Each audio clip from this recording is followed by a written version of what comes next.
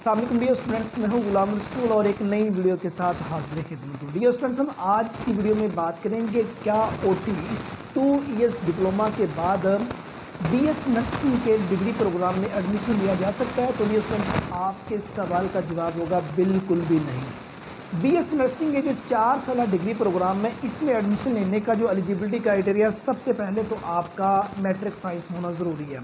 Second number पे आपने FSC pre medical का जो डिसिप्लिन है वो क्लियर किया, मीन्स आपने इंटरमीडिएट में physics, biology, chemistry in 3 subject के साथ आपने इंटरमीडिएट किया हो और कम से कम आपके 50% नंबर हों। और तीसरे नंबर पे इस वक्त एक नोटिफिकेशन जो है वो आ चुका है BS नर्सिंग के डिग्री प्रोग्राम के लिए कि NCAT लाजमी है BS नर्सिंग के एडमिशन के लिए। NCAT stand for national nursing college admission test. ये जिस तरह MBBS और BDS में एडमिशन लेने के लिए MD-CAT ज़रूरी है, इसी तरह मतलब कि BS नर्सिंग के लिए ये 2026 से ये वाला जो नोटिफिकेशन है, इसके मुताबिक जितने भी नर्सिंग कॉलेज वगैरह हैं वो अपना एडमिशन NCAT के थ्रू करेंगे।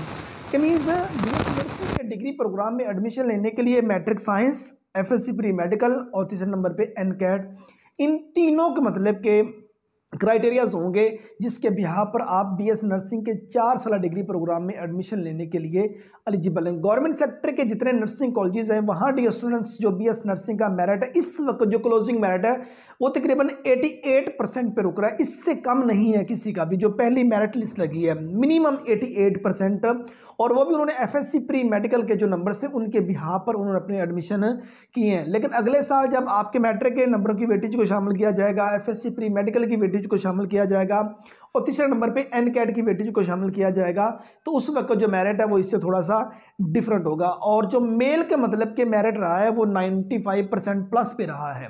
BS male nursing Shahdara hospital Lahore के अंदर जो BS मेल नर्सिंग का डिग्री प्रोग्राम ऑफर किया जा रहा है, गवर्नमेंट सेक्टर में तो मेरिट 88% इस वक्त क्लोजिंग पे रुका हुआ है पहली जो मेरिट लिस्ट के मुताबिक। इससे कम होता भी है, इवनिंग की मेरिट लिस्ट तक आता भी तो 85% से तो बिल्कुल भी लो नहीं होगा।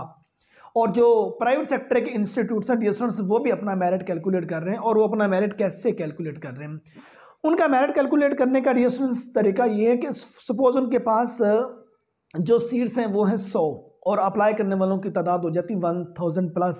जो टॉप के स्टूडेंट्स होंगे वो अपना एंट्री टेस्ट भी लेंगे, जो टॉप के स्टूडेंट होंगे उनको अकोमोडेट कर लिया जाएगा, क्योंकि इस वक्त BS नर्सिंग का डिग्री प्रोग्राम जो टॉप के डिग्रीज प्रोग्राम है उनमें आ रहा है। लिहाजा अगर आप FSC पार्ट 2 के स्टूडेंट हैं, मेल हैं या फीमेल हैं, और ये वीडियो आपकी नज़रों से गुजर रही है तो थोड़ी सी मेहनत ज़्यादा कर लीजिए। पब्लिक और प्राइवेट सेक्टर के इदारों में BS नर्सिंग का जो मेरिट है वो दिन ब दिन बढ़ता जा रहा है। उम्मीद करता हूं कि आज की वीडियो जिसमें हमने BS नर्सिंग के एलिजिबिलिटी क्राइटेरिया पर बात की, ये वीडियो आप स्टूडेंट को अच्छी लगी होगी।